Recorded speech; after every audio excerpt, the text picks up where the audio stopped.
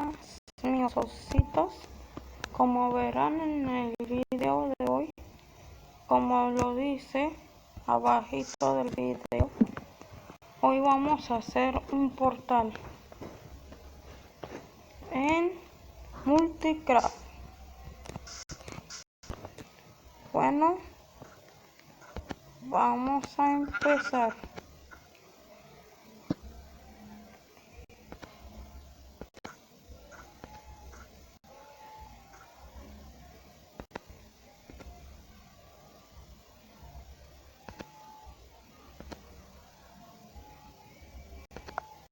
Bueno, como verán, vamos a necesitar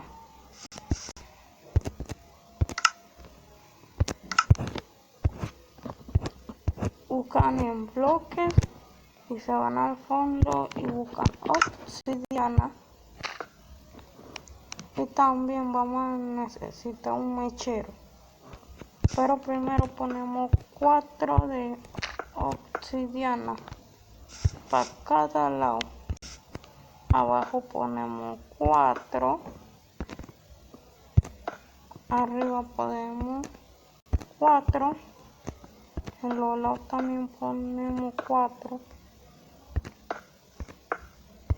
y ya comenzamos a armar.